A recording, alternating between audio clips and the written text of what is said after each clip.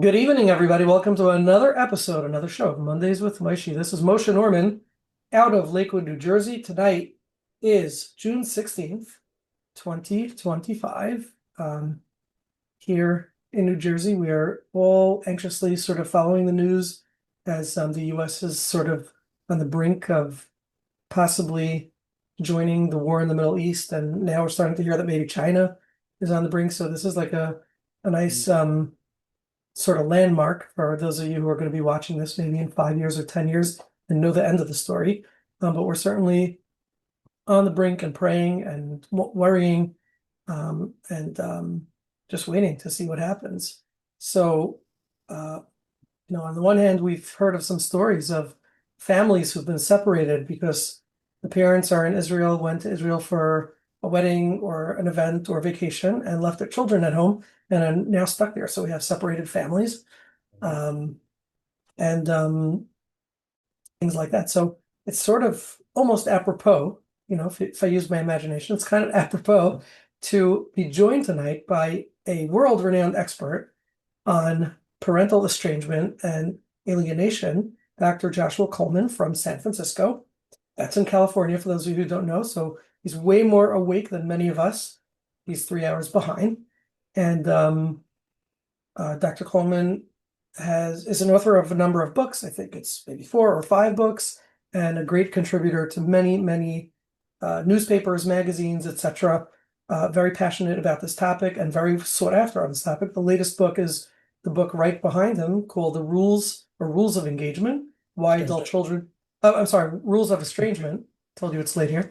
Why Adult Children Cut Ties and How to Heal the Conflict. By Joshua Coleman, PhD. So Dr. Coleman, first of all, thank you very, very much for agreeing to do this talk. I know that, just shared with me that just yesterday you did a virtual show in Israel and had to be interrupted a number of times by air raid sirens. So that must have been some experience. So thank you for agreeing to do this tonight for the community.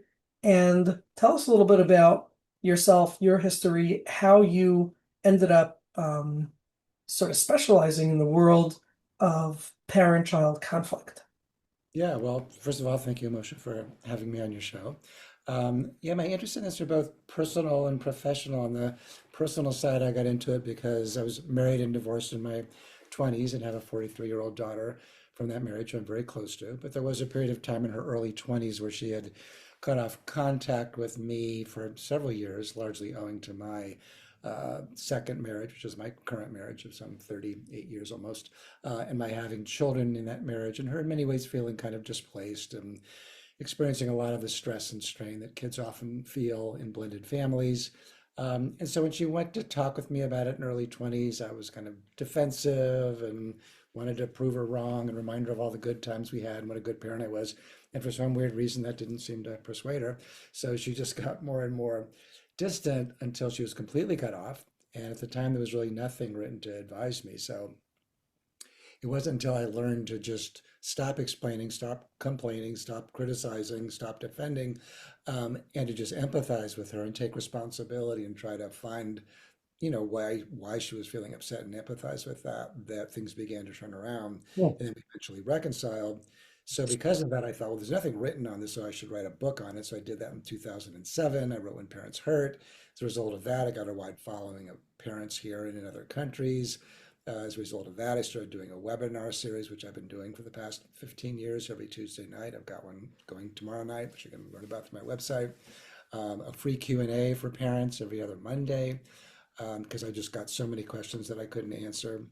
And on the basis of all those experiences, I did a survey through the University of Wisconsin Survey Center of 1,600 estranged parents and published several academic journals, and then wrote my most recent book, Rules of Estrangement, from that. So it's really, at this point, that's all I'm doing is working with estranged and alienated parents. So it's really become kind of my mission to help families who are dealing with Wow. this. Wow. I mean, this is such a rich and complex topic because people are so complex and there's like a gazillion, as many synapses as you have in your brain. There's that many types of family dynamics or even just dyad dynamics. And I can imagine that things have to be really specialized and customized to each family dynamic. Yeah, exactly. Mhm. Yeah, I mean, if you just look at the popular media, you would assume that the only people who are getting estranged are abusive parents, and that certainly constitutes some percentage of the population. I don't even know that it constitutes the majority, but other pathways are divorce is certainly a big one. Sure. You In alienation, for sure. nation. When the adult child marries, in my survey, I found that some 70% of estrangements didn't happen until the adult child married. Really. So, the adult child becoming a parent, or maybe there's conflict with a new son-in-law or daughter-in-law, mental illness in the parent, but certainly mental illness in the adult child, bad therapy, bad therapists, which I'm sure we'll talk about, who Mhm. encourage or support an estrangement, separation issues, just an adult child who just doesn't know any other way to feel separate from the parent, political differences. I did a survey with the Harris Poll Survey Center that we published in Time Magazine. Political differences in the U.S. right now are a big cause of estrangement. So there are many, many pathways. So you're right that you can't just have a one size fits all model. You have to, And in that same vein, you also kind of have one blame fits all models. Sometimes people come to me as a therapist, friends or whatever, and they say, "Would you agree that the main reason that this and this thing happens is because of X?" And it's like, whoa, you're talking about very, people, human beings, human mind, human brain is so complex. It's right, really hard to say that. It's just right, hard to say that. right. For It's those of you, the main reason people get divorced is X. I mean, you exactly. That can was the say, exact question, actually. yeah, Do you agree that the main reason that people get divorced is because of whatever right, they believed? yeah. So, Mhm. it may just be projection, and they give me a sort of glimpse into their own life. Okay. For Sure. those of you who could turn on your cameras, you know that we love to have cameras on. We love to see people and be able to get that facial feedback, nonverbal facial feedback. So please don't be bashful. A couple of you turned it on for a second before, must have seen that no one else has it on and went with the social uh, pressure. But please turn on your cameras if you can, and we'd love to watch and see you in return. Okay. I think the right place to start, Josh, is to just delineate or distinguish the term alienation and estrangement, because these terms, I see them used mistakenly, interchangeably, as if they're the same thing. Could we just let's get the record clear. What is the difference between parental alienation and parental estrangement? Yeah. Well, I think of alienation as a subset of estrangement. So for me, estrangement is a cutoff, a severe rupture in a relationship, a family relationship, and alienation is just one pathway to that. So alienation is when one parent, or it might be an in-law relative, but somebody is typically the other parent, poisons the child against the other parent.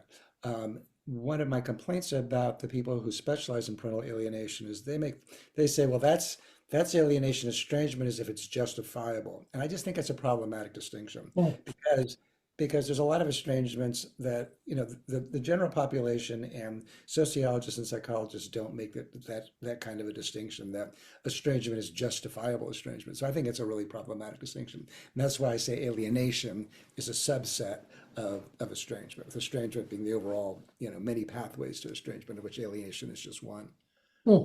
I mean, would it be fair to say, because my assumption always was that alienation was when you had an outside person poisoning, as they use the term, or convincing Hmm. the child, let's say, that the parent is bad and toxic, and so they encourage the the estrangement Right. or support the estrangement versus estrangement, which is sort of an individual decision that a person makes. I want to stay away from my parent. I want to not be engaged with them. Would that not be the distinction?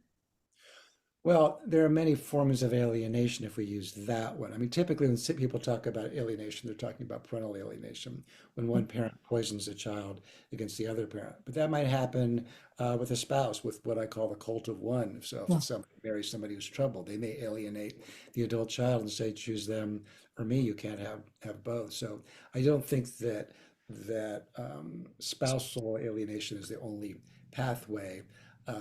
Meaning there's kind of coercive estrangements. There's estrangements where people decide to become estranged, but it's because they've been kind of pressured into it by the person they're married to or some other family member or some other Mhm, experience.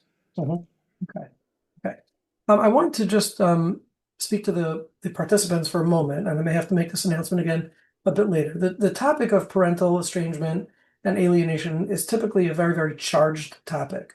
And Mondays with Maishi is a forum for mental health professionals to talk therapy. And my understanding is that there may be others tonight because of the degree of emotion and passion and pain in this topic. There may be others who have joined or infiltrated, or however we want to put it. And I'd like to just remind you that if you have a question or a comment and you're not a mental health professional, I'm inviting you to ask that question or comment. But you must bear in mind, number one, if this is a personal story of your own, this uh, episode is going to be on social media. It's going onto YouTube. It's going to be sent around. It's open and out there for the world. So you probably don't want to put anything personal, private, or confidential on it. And number two, please, let's try to be as professional and factual about the topic and not um, go into any sort of blaming or accusing or attacking. That's just not what this forum is for. So again, I'm inviting you to ask your questions or make your comments, but please bear that in mind. Okay, let's carry on. Tell me for a minute. It seems that therapists, mental health professionals, therapists have gotten a very bad rep for parental estrangement. Sort of somebody goes to a therapist, and then 3 months later or 6 months later, they stop engaging with their parent or mother or father or both. And mhm. then it comes down to the therapist is bad because before they were going to therapy, my child was engaged with me. Now they're going to therapy. The therapist told them or encouraged them or convinced them that I'm bad and they ought not engage with me. Number one, first of all, is that true? Are there actually a majority of therapists who do something like that? And then number two, what's actually happening? When is this um, relevant? When is it true? When are people or parents assuming things to be true? What's going on over here?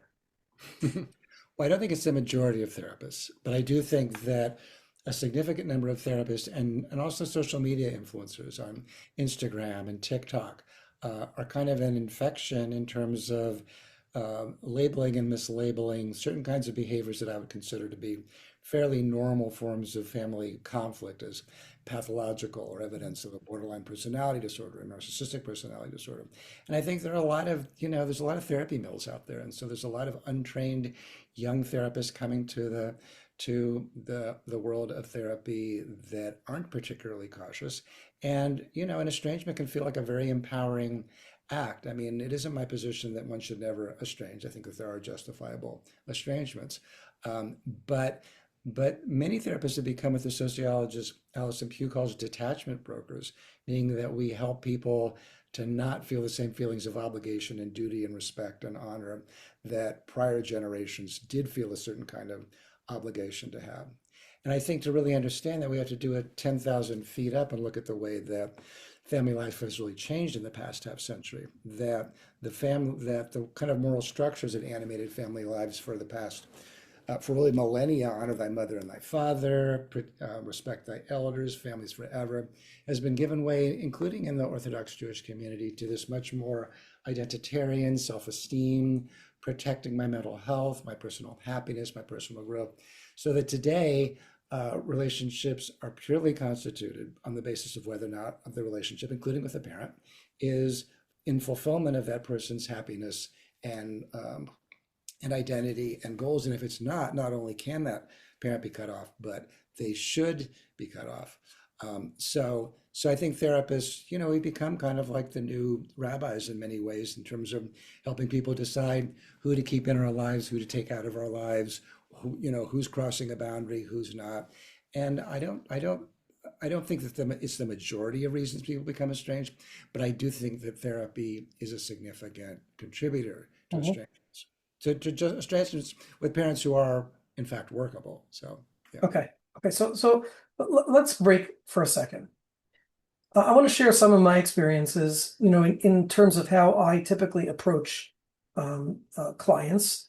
Mhm. I'm, like I always say, a family systems therapist and a psychodynamic therapist. I don't see it as my role or my obligation to tell people what to do. Sometimes people may ask the kind of advice as to what, from a clinical perspective, what's helpful. If I want to get from Mhm. point A to point B, what would be the appropriate social skill to use? Or what would be the appropriate interaction? And if I have knowledge on that, if I know, then I may share that with them. If I don't know, I might say, there's lots of good books out there that are smarter than me. Pick up the book. Here's a reference, and here's a resource. Mhm. But typically, I don't find myself instructing people what to do. And again, part of the reason is because I want to encourage their own autonomy and their own self-actualization, which very often comes through stages and phases. And you have people. I'm currently dealing with somebody, I should say, in the past, came up again recently, but in the past, I dealt with a person who was very adamant on estranging himself from his parent. And I actually did not see that to be necessary at all.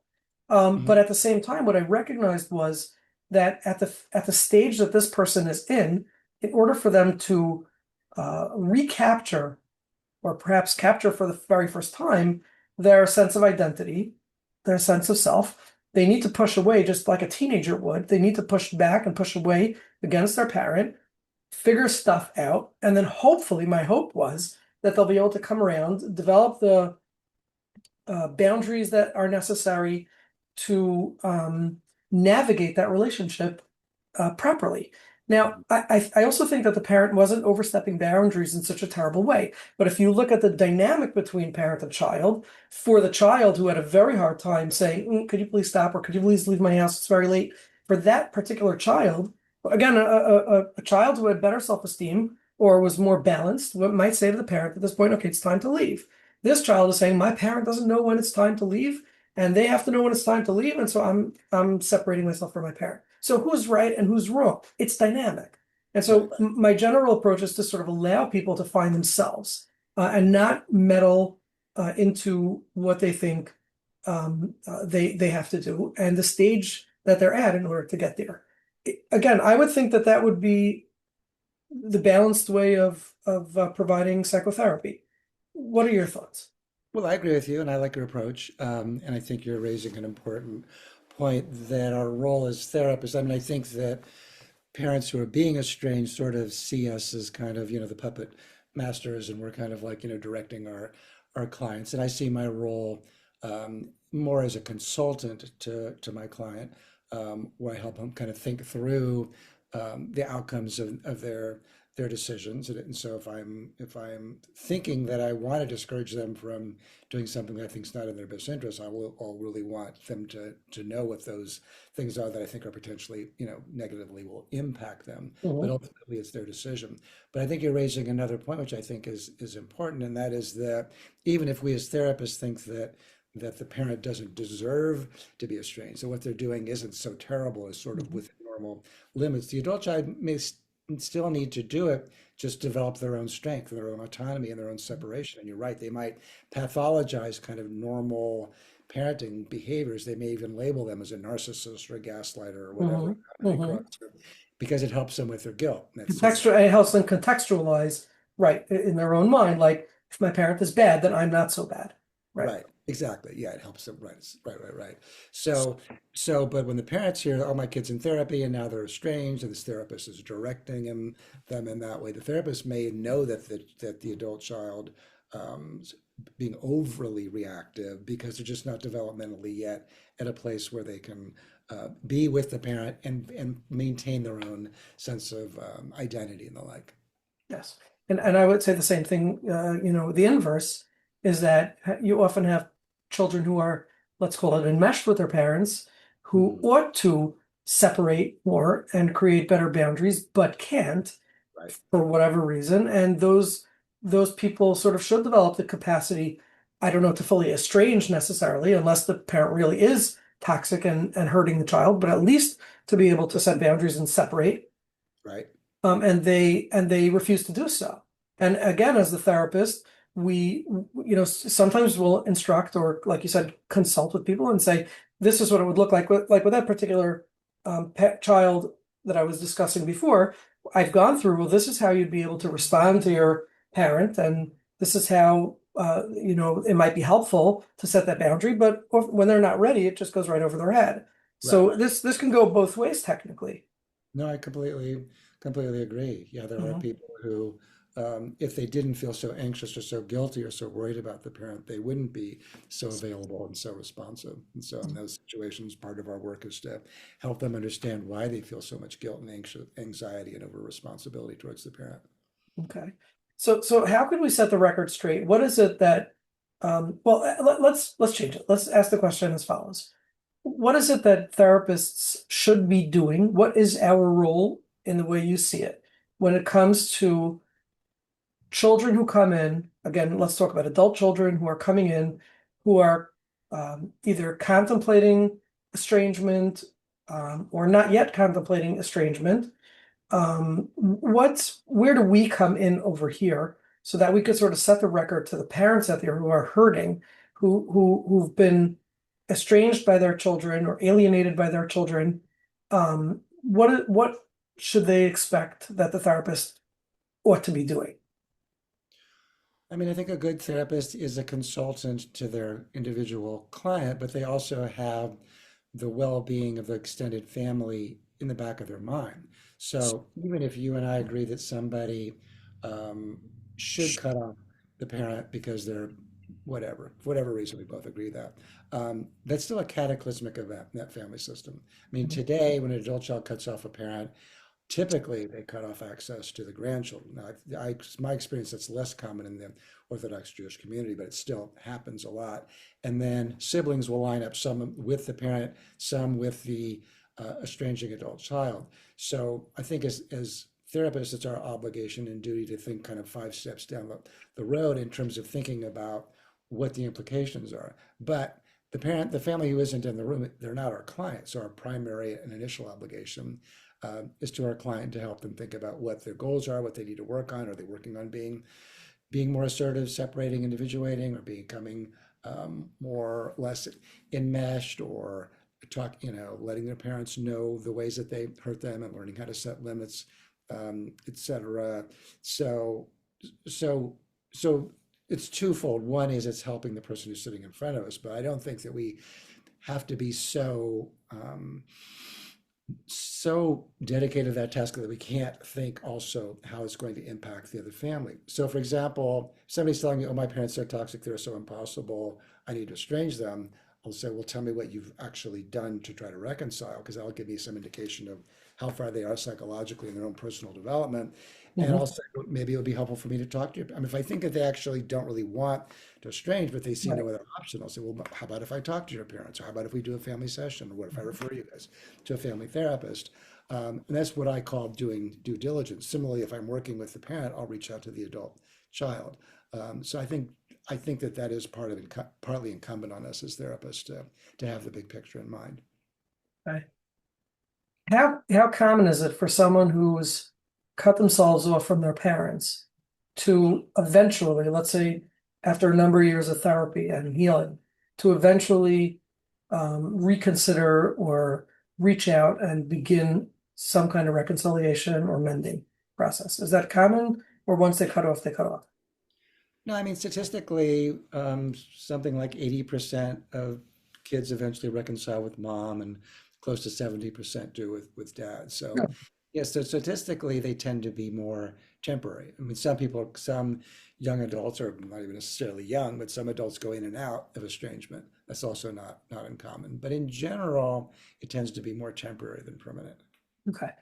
Well, let's talk a little bit about reasons that children come into therapy and feel compelled to estrange. I'm not talking about social media, influence. I'm talking about trauma reasons that people, because in our community, I do a lot of family therapy and reconciliation. I don't know if you call it reunification. When it's adults, it's reconciliation between parents and their adult children. That's one of my primary caseload. And uh, what I find is that the parents often have a very, very hard time understanding what did I do that was so bad that my child can't be in my presence or can't talk to me? That's, one question and struggle. Now, Yeah. the pain of the parents is inconceivable when their children just completely cut them out. I mean, these are people who uh, bore, nursed, raised, fed, lost sleep over, et cetera, et cetera. It's really difficult to be a parent and to be hurt in such a deep way. And at the same time, so many parents are struggling to really understand or see where it is that their child feels so hurt. So give us a little idea of what some of the either behaviors or implicit traumas are that cause such a powerful reaction from children. Well, I think one of the ways to think about it is to think about an article that was written by the Australian psychologist Nick Haslam, Concept Creep. And one of the things that Haslam found was that in the past 3 decades, well, his study was in 2016, so the 3 decades that preceded his study, he found that there's been an enormous expansion in terms of what we consider to be emotional abuse, physical abuse, harm, neglect, and trauma. And if you look at like the DSM, over the past 30 years, we've really expanded what's diagnosable. We've lowered the threshold for what gets labeled as abuse, as trauma, etc. So what often happens, the reason that there's this big confusion between parents and their young adult children, not even necessarily that young, is that younger adults are looking at family life with a very different lens, with in some ways a closer lens. They're labeling behaviors, experiences as traumatic or harmful or abusive. That the parents say, "I have no abuse." Well, that's abuse. For the parents' perspective, the kids are being snowflakes or ridiculous. But from the adult child's perspective, they've been raised in this culture where certain kinds of behaviors are considered harmful and abusive. And the other thing to keep in mind, I know I'm not exactly answering your question, but I will. The other thing to keep in mind is the quote from the Israeli sociologist Eva Illouz, who said, today our lives are plotted backwards. What's a dysfunctional family? It's a family where your needs weren't met. How do you know your needs weren't met? By looking at your current condition. So a lot of people are coming into therapy thinking I'm depressed, I'm anxious, I have problems with relationships. I clearly came from a dysfunctional family and I need to figure out where I was traumatized. And this is where therapists sometimes do make a mistake. Therapists who are like trauma informed therapists or whatever, who assume that every problem in adulthood has a traumatizing parent in the past, can lead somebody on the path to estrangement that really doesn't. It isn't good for anybody for that person to be on the path towards estrangement.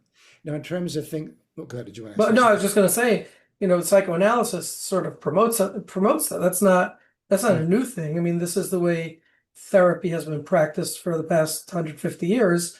That we're going with some premise that there was something missing. Now, that doesn't mean it was intentional, and it doesn't even mean that the parent was always wrong. If you have a highly sensitive child and not so sensitive parent, that in and of itself could be traumatic. It doesn't mean that the parent necessarily made a deliberate effort to traumatize the child. right. No, that's right. No, and I agree with you. Freud was sort of the first person to really begin to look at the self as an expression of the family as opposed to, social class like Marx or other things like Durkheim. Other people in the past looked at it a different lens in terms of the evolution of the self. But you marry that with this more modern 21st century orientation towards identity and mental health and self-esteem and happiness, which wasn't so much the dialogue and the ideology in Freud's term, then you've got much more of a recipe that can breed estrangements. So, but to circle back to your earlier question about, you know, um, why do some adult children estrange? So some of it is for these reasons I'm talking about, but but abuse is real, real emotional abuse, physical abuse, neglect, harm, trauma, sexual molestations. Those are real and they can have long-term impacts on people. And it's understandable that an adult child through therapy or some other enterprise would want the parent to empathize and take responsibility and understand the kind of impact that they had on that child. So, yeah. There was somebody here who had her hand raised. Do you have a question that you want to ask? You can unmute yourself if you do. Oh, I was just asking, you mentioned about like how it was painful for the parents to really like see that they are hurting, that they hurt their children. And I was just wondering if there's like a difference between the pain, if they're like hurting because they're in pain, or maybe they're in denial and they don't want to admit that they did something wrong. Yeah, no, I think that that's a really important part that parents, it's very hard to be faced with the way that you failed or hurt or harmed or neglected your child. And so for a parent to be able to acknowledge that is very guilt evoking. So that's partly why some may blame the therapist for that idea, that the parent harmed the child or they should be estranged. So I do think that it's very hard for parents to take responsibilities. That's part of what happens in these situations. So if I'm working with the adult child and I want to help them to face the parent with their complaints, I tell them, well, if you come in saying you learned in therapy that your parent's emotionally abusive or they're narcissistic personality disorder, you're not going to get what you want to get. It's far better for you to talk about first with what to let them know that you are raising the topic because you want to have a better relationship with them and to talk a little bit about what was good about their parenting and then talk about what your complaints were. So, Yeah. Yeah. I would jump in. Are you done? Yes, Okay. thank you. I would jump in on that.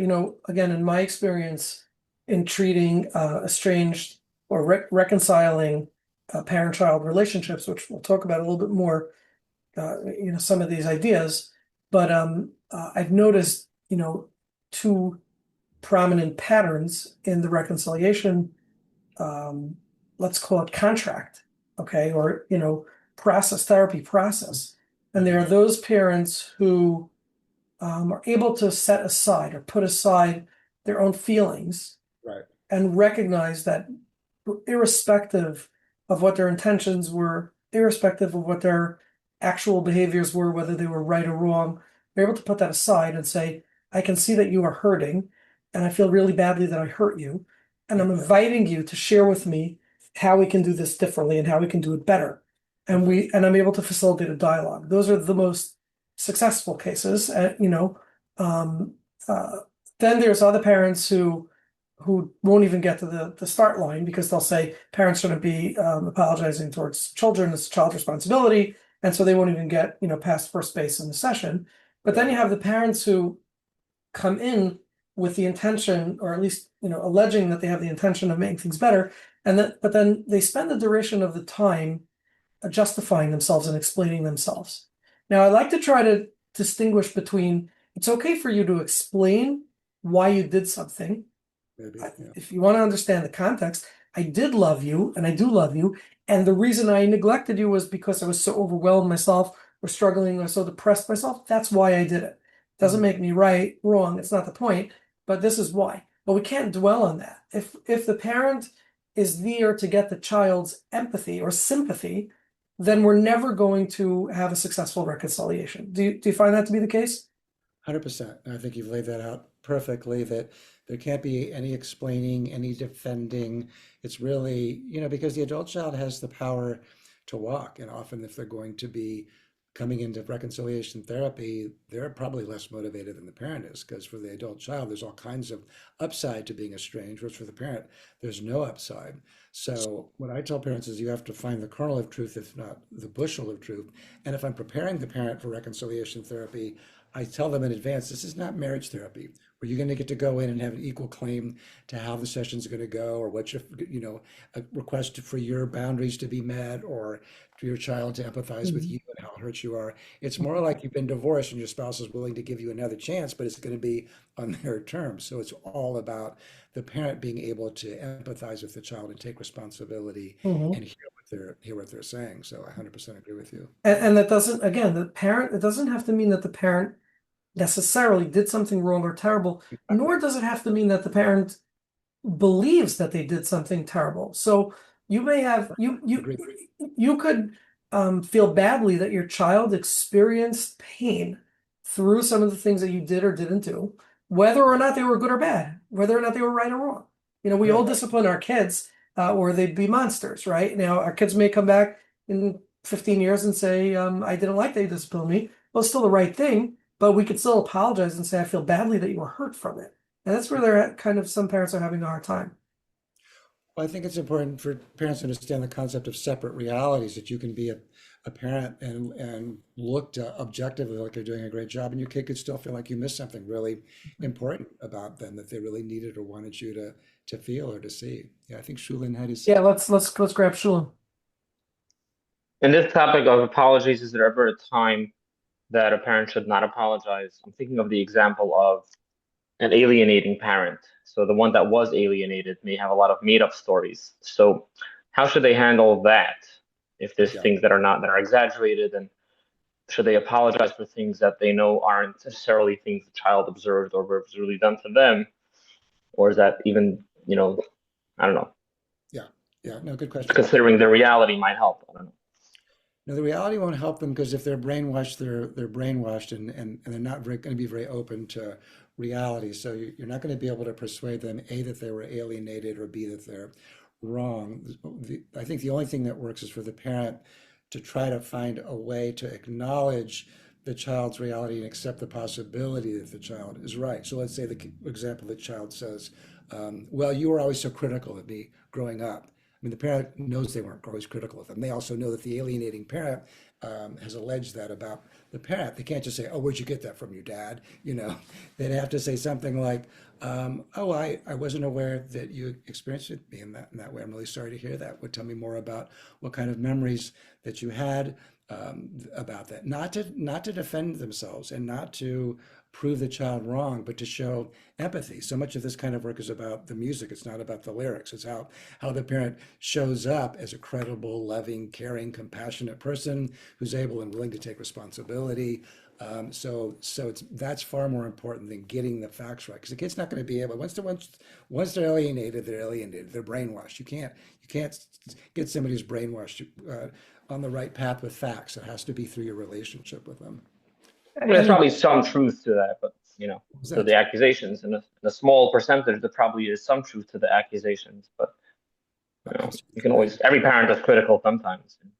Well, exactly, right, exactly, yeah. And so parents shouldn't feel like they have to kind of, you know, operate from this idea that they did nothing wrong. So again, it's sort of just positioning yourself as being somebody who's willing to look at themselves and take responsibility and be caring and loving, or that kind of thing.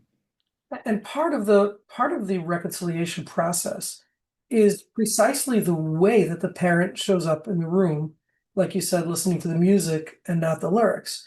The Hmm. child is learning experientially Yeah, in those moments of interaction with right. his parent, whether or not the parent is going to make him feel better or Yep, worse. And if the yep, parent works to justify himself to prove that he was right or she was right, then they're missing the point, and the child will walk out more frustrated and more alienated.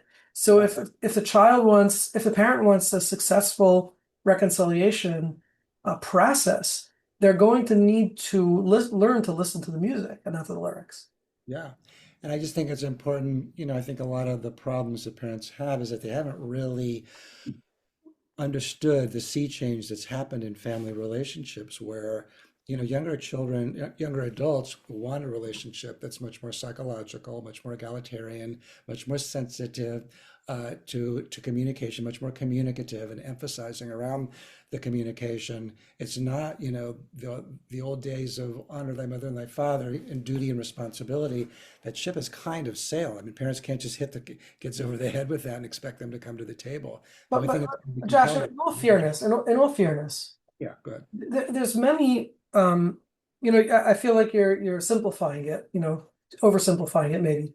Good. We can't take away a child's experience, right? And again, maybe this is a generational difference. I'm in my mid-40s. You look like you're at least 50. Okay, so maybe there's a I generation. shouldn't be one, but go ahead. Okay, maybe there's a generational difference here. You're my parents' age, and so in all fairness, if you have a child who literally has physical reactions to being in the presence of their parents, okay, and I'm going to give you a short list that I should have thought through this maybe a little bit more extensively. Maybe the participants can help out, or maybe you can help out. But you have parents who hurt their children in many ways. You have children who complain of emotional neglect. You weren't there for me. I cried. I was scared. and you just weren't there. And I was scared alone. And I went through years and years of feeling terrified and getting no empathy, no holding, never held. And it created an entire neurotic, crazy person. And now, every time I'm in your presence, I feel very, very angry that you weren't there for me. You have parents who were pervasive criticizers of their children. Right. And then the child can function in the world later in life, and it starts to dawn on them that all their peers and friends are functioning beautifully, and they're like, why? Oh, because they believe in themselves, and I don't, and I can't. Because when I try to believe in myself, I just say, you're going to fail, don't do it, don't start, don't try, right? And I'm really mad at my parent right now. You have, Mhm. of course, the cases of real abuse, like you said, emotional, physical, sexual. Those are real, explicit abuse. And Mhm. then you have the children who complain that one parent abused them and the other parent didn't protect them. And Right. they have terrible rage towards the parent that didn't protect. I mean, these are real experiences that people. Like that. Are you hearing me deny that? I'm not hearing you deny, but I kind of hear like an oversimplification of like the way that today's children expect things to be is that the parents sort of coddle them and No, no, and no. friends Totally with different. them. No, no, I'm saying there's a good news, bad news to that. I think it's actually good. It's sort of like the changes that have happened around marriage. Where it used to be that women didn't have any rights to, to express their desires and needs in marriage, and now today egalitarian marriages are more the model and the norm, and those marriages tend to be the happiest, and they're the Mhm. happiest because they're much more respectful of the women's rights in the marriage as much as the man's. I think the same thing is true in parent-adult-child relationships. I think it's largely a good thing that parents are being asked to be much more responsive and thoughtful and psychological to their adult children. Then it's attuned to their children. Exactly, yeah. But in the same way that, of these kinds of rules of engagement, make marriage more fragile because, if you're not with your soulmate, then you feel like you not only you leave them, but you should leave them. I think the same is true of family relationships, that if you feel like your parent missed something important about you, not only can you leave them, but you should leave them. So I, it's a good news, bad I news see thing. what you're saying. So Yeah, you're saying that people will much sooner, much quicker, estrange themselves from the parents for being a bad parent, quote unquote, versus in the past where my parent was my parent, I'm stuck with them, right. for the good or for the bad, I have to deal with it. Exactly. Yeah. Similar to somebody who was married and before, like, pre 1960 or something, before divorce became so easy. Whatever your marriage was, it was. You can either try to make it better or not, but you're tied together. Exactly. Okay, let's take another question. Go ahead. So I want to tell you that when you were talking about the whole generational, you kind of like asked my question because I gained a lot of insight both professionally and personally after I read this book, Running on Empty, which is talking about specifically like emotional neglect and different types of parenting styles. And one thing that I learned is like in the limited capacity, this is how my parents were able to be there for me or for our clients and all that stuff, like what they're going through. And you can't help but feel a little bit empathy towards them because what they did to you is what their parents, what your grandparents did to them. Yeah. And so I'm wondering, I think what I've learned is also like trying to nip it in the bud now because you see it not just like you know that you can't change your parents. They're like way into their 60s or 70s, 80s, whatever, and they're not going to change. But you yourself could change the way that you approach them. And I think it's more for the next generation, which is your kids, because like you see sort of like you don't want history to repeat itself the way that they were towards you don't want them to be towards them. And so I feel like there's a generational trauma there. And so the people who do this, like soul searching and trying to heal from like whatever it is that their parents didn't give to them, it's like you would think that the parents didn't like the way that their parents like treated them and weren't there for them, and they may be estranged also from their grandparents or their parents, excuse me, in a way, but they didn't want to make the same mistakes, but they ended up doing that. You know what I mean? Right. So I'm just wondering, like, do we give them that empathy, that like that generational trauma, that like your grandparents, like I didn't know any better because this is how I was raised, and I just kind of just did what I needed to do because this is how I saw things. Well, I would hope that people could have that kind of empathy for their parents because I think everybody does the best job that they can do when they're raising their children, even when that best job is absolutely terrible. So I do think that some degree of empathy, is a good thing, and that's kind of my wish that everybody would have that. I don't think any of us can really lecture our adult clients who are, the victims of real abuse to say, well, what about your poor parents? It can be useful to help them not personalize it as much, to help them see that it's a expression of the intergenerational nature of the transmission of trauma, that they're sort of doing to the kid what was done to them. I think that can be useful, but we don't want to position ourselves as lecturing them. On the other hand, I think a certain percentage of adult children who are estranged say, "Well, I'm cutting off my parent because I want them to see that the trauma stops with me, and that I'm not going to do to my children what was done to me, so I'm cutting them off."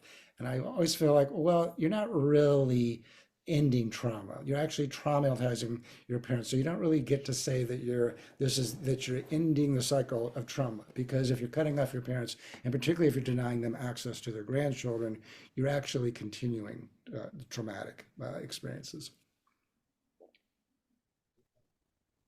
Yeah. Okay, so let's talk a little bit about reconciliation if we can, because that's Yeah.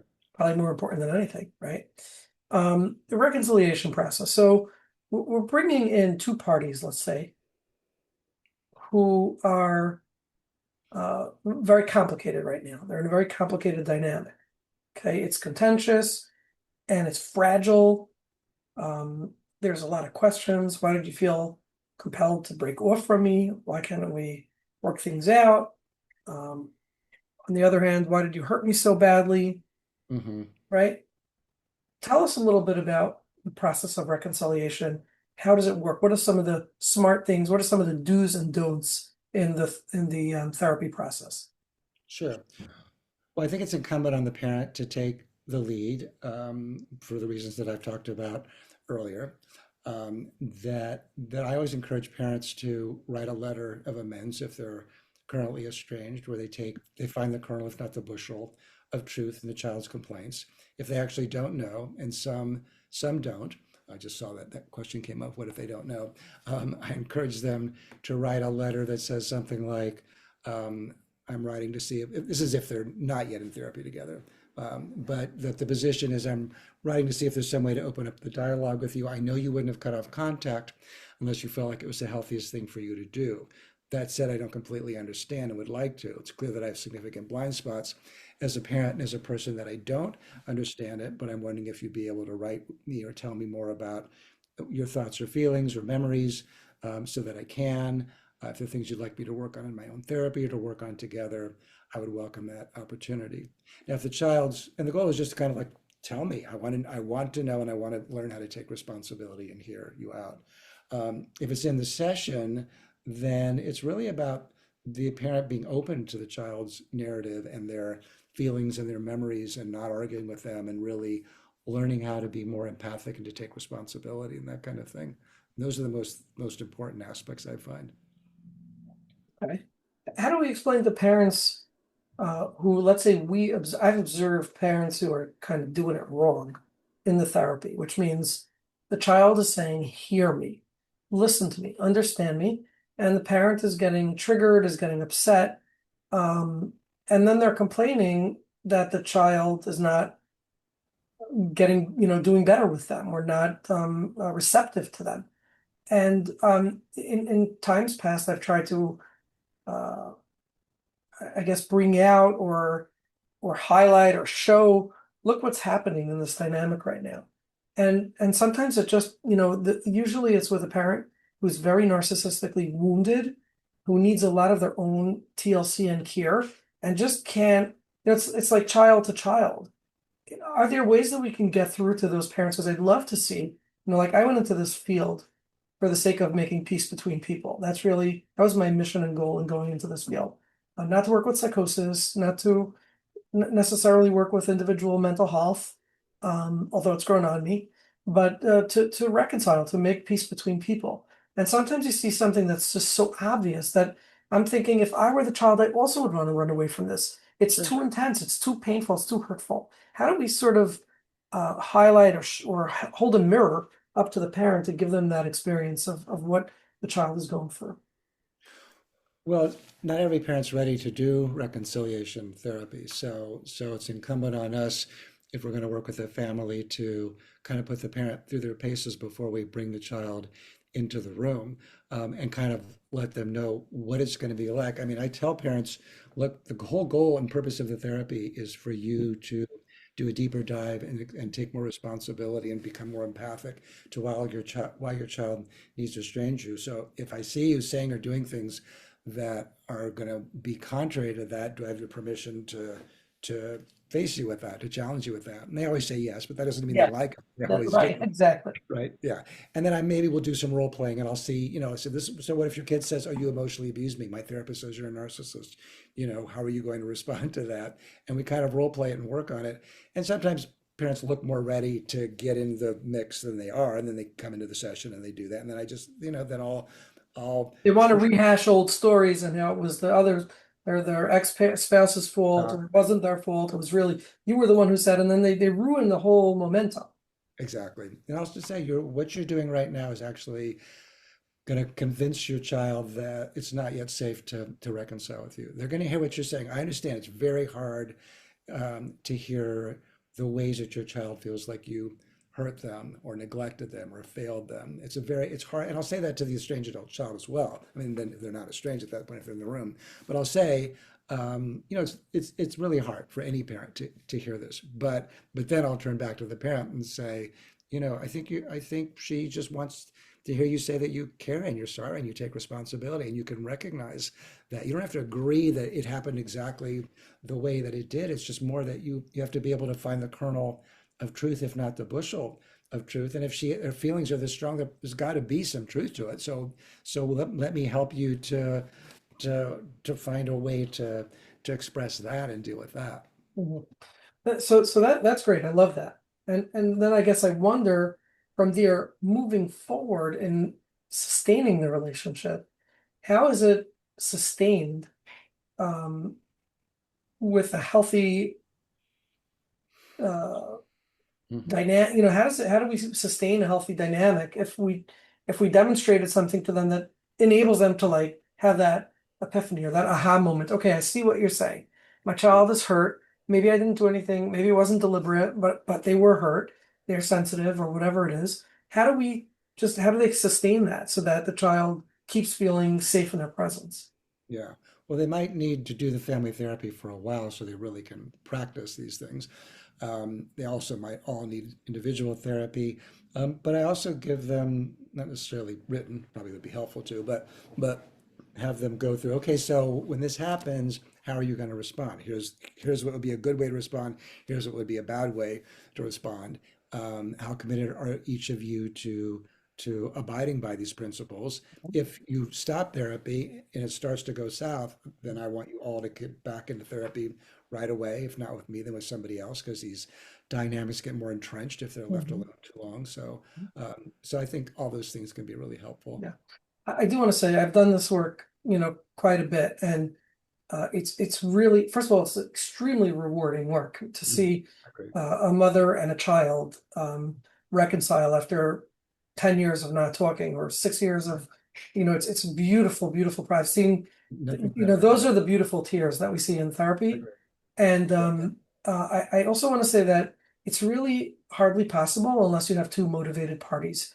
And right. the times that I've been really successful was when there was a turning point or reason for both parties to be motivated. Typically, one party is always motivated, and there was something that happened that then got the second party motivated. In one case, it was I want to have a grandma for my children. Yep. I'm getting married now and what Mhm. and those kinds of ideas. Right. But it really seems to be very difficult without two very motivated parties because as I see that going on in the chat, people have to really, especially the parents have to really put their egos aside because they're going to get hurt in this process. This is not expected to have your child look you in the face. They have all these memes about 1965 PTA parent teacher conference. It's like the parent coming home from parent teacher conference and slapping the kid and saying, your teacher said that you don't behave in school, right? And then they have like, 2009, and it's the parent slapping the teacher and say, my child says you're not behaving in class, right? Or something like that. So it's not expected for for people who put so much energy, effort, love, care into a child to now have to be lectured by their child. And that's, something that can be very, very challenging. Right. No, it's kind of new historically, so it's parents can be forgiven for not really understanding or being confused or mystified by it or not knowing how to respond. And so that's why I think, Right. having a certain. There's a question I noticed in the chat box. Uh-huh. What percentage of clients who you've interviewed have said that through work or healing has reconciled? Would you say their relationship is much stronger and healthier than I don't know if the question is in the typical parent-child relationship, but I just want to comment on that question that um, typically when people reconcile, I mean, I don't know, maybe I should be asking you, do you find that most people who are looking to, who go into reconciliation therapy Mhm. have already done their own work? Because what I find is that people will go into reconciliation therapy when they're ready. And oftentimes they're only ready after they process their rage, so to say. What do you Right. find? No, I agree. Yeah, I don't think I mean, the parents are going to almost always be willing to do it. They may not be ready to do it, but they're going to always want to do it because they're in so much pain and there's no Mhm. upside to them. But for the Mhm. adult child, they're typically much more cautious about it. I mean, they're strange because they do feel hurt or betrayed, or they don't trust their parent, or they feel too enmeshed with them, or whatever. So that's why I tell parents that, if push comes to shove, I'm going to back up your adult child, not you, because they're the ones who are going to walk if this gets too tough. Um, so, um, so So funny. It's interesting that you have that sort of addendum. I tell the parents also, I say, I'd like to give you some heads up that you may hear me say things that you may find offensive right, in backing your child right. because it's important for them to feel very safe over here. And I want to know if it's okay with you beforehand, knowing this, that I may say things that will feel to some degree, that might throw you off. And they appreciate that. It's perfect. No, they do. And I also will debrief with the parent after the session because usually they are kind of scarred. And I'll just say, what was that like? How are you doing? If I thought they did a good job with something, I'll say, I thought that was great the way you responded to that. If I think there's something that they're doing, I might say, you're still getting a little too defensive. It's better just to listen and Mhm. empathize rather than trying to defend or explain. And parents really appreciate that. I don't usually need to do it with the adult child because they usually emerge feeling supported basically. So. Mhm. Mhm. Nachamadina, did you have a question? I see you put something in the chat box. It's really difficult for me to read the chat box. My eyes aren't picking it up. But if you have a question, would you unmute? Or I mean, Josh, can you? What? You're 70. You might be able to read it. I'm still in my 40s. Yeah, I'm still in like my 40s, and I'm not where is it? Was it what approach do you suggest down on the bottom. Yeah, what approach? from Nechama? Yeah. Okay. What approach do you suggest for parents to try to prevent estrangement when an adult child threatens to estrange, such as if the parent does not agree to respect pronouns, then pushes the demands to add more, forcing an answer by a deadline, prefer somebody reads it. Um, I mean, in general, with pronouns and that kind of thing, I mean, I don't see any reason to fight that. It may be against the parent's values, but these kind of demands are often quite binary, meaning that if a child is saying, if you don't do it, I'm going to cut you off, I mean, it's a very unpleasant position for the parent to be in, and they can feel kind of blackmailed. But if it's something that's not so important, then I would encourage a parent to do it. But you're saying then that gets pushed, it sounds like the demands escalate. I mean, I think, for a kid who's escalating demands, it's either because they don't feel very heard by the parent, they feel like the only way they can get on their radar is to be escalating in their demands, or it's a kid who's not doing very well psychologically and they're sort of escalating because they're just, dysregulated all the time. So it really depends. But in either case, I think it's important for parents to try to the extent that they can to honor the child's requests if it's not something that's 100% outside of their own value system and to be as accommodating as they can.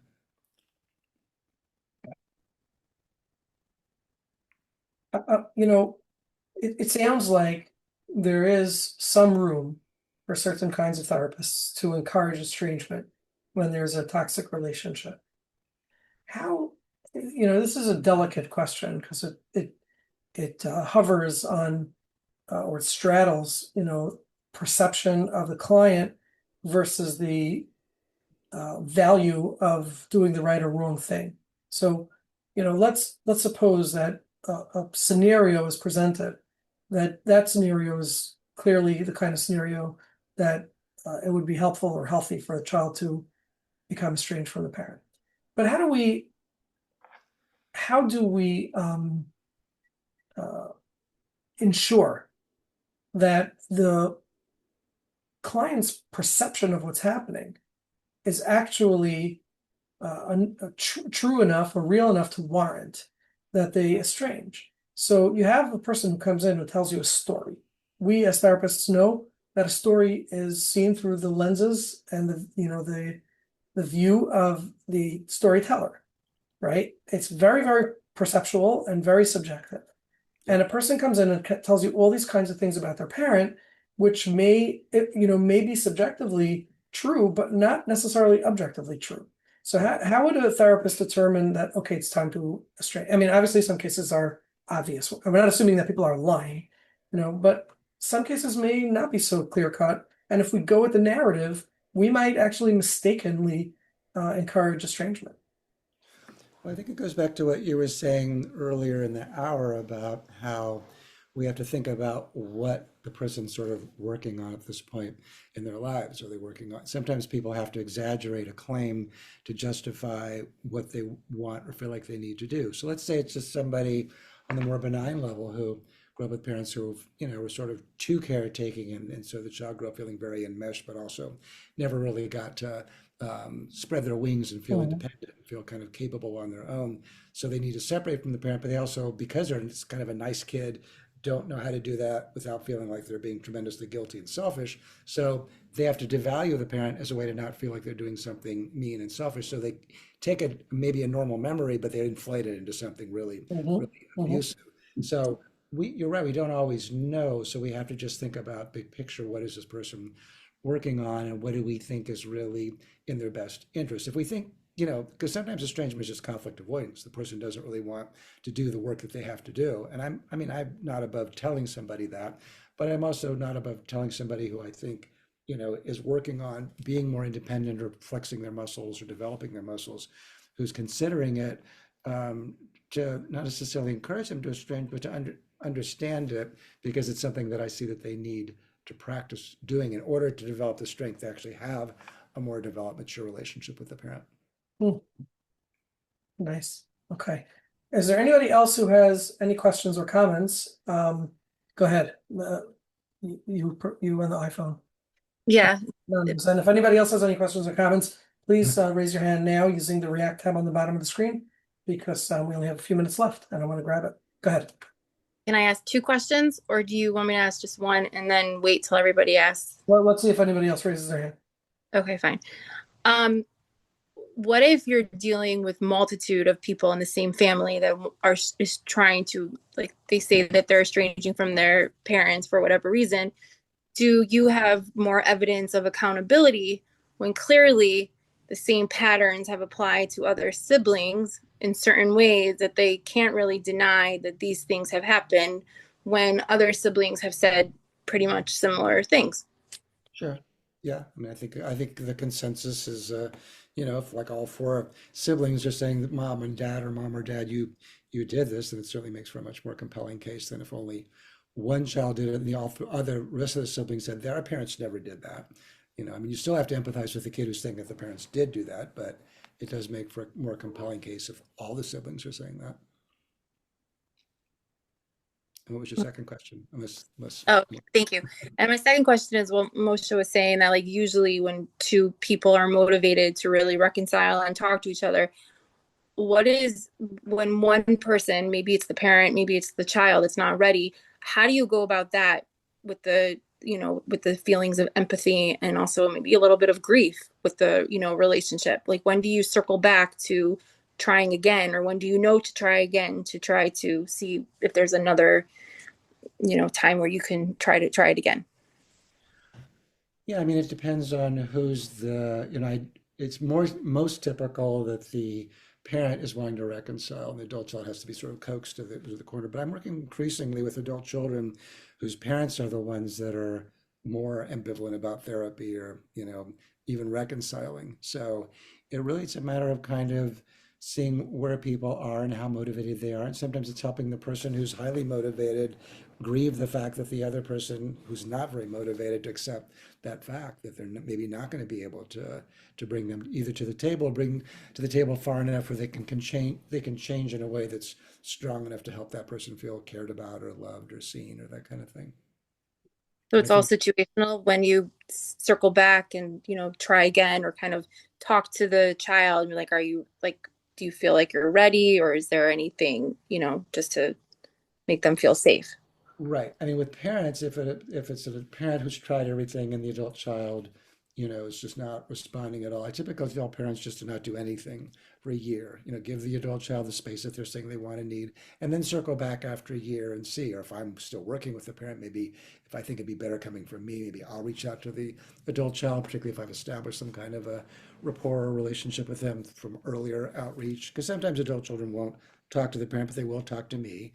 And so, and sometimes that establishing that rapport can allow me to advocate for doing some kind of family work together. So it kind of depends where everybody is in the process.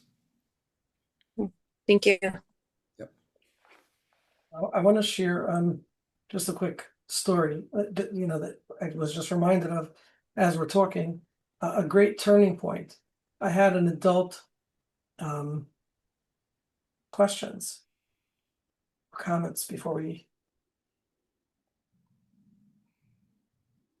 Oh, okay. Hamidi is asking, what do you suggest when only one parent is open to reconciliation with a child, when the parent is a couple? I'm sorry, I was reading another question. What did you say? What do you suggest when only one parent of a couple is open to reconciliation with a child, the other one is not? Let's say they're angry or I don't know. Yeah, I mean, I think they should still try. I mean, sometimes an adult child might say, well, what's wrong with dad? Usually dads are the ones who are more reluctant than moms for all the obvious reasons. But I still think the parent who is willing to work, do the reconciliation work should still do it. If the kid complains, then I don't think it's her job to defend the dad, but she should try. I mean, in general, my theory is the fewer degrees of separation, the better. So, why you can get one parent to be reconciled, that's much better than having both reconciled and both estranged. So, Okay. yeah. Josh, any resources of your own that you'd like to throw into the chat or you'd like to tell folks about, any trainings, or I know you obviously have your books, and what else that people might be able to benefit from? Yeah, I have a six CE. If people want to get training in my method, they can go to my website. I have a training module. You can get six continuing education credits. What's the website?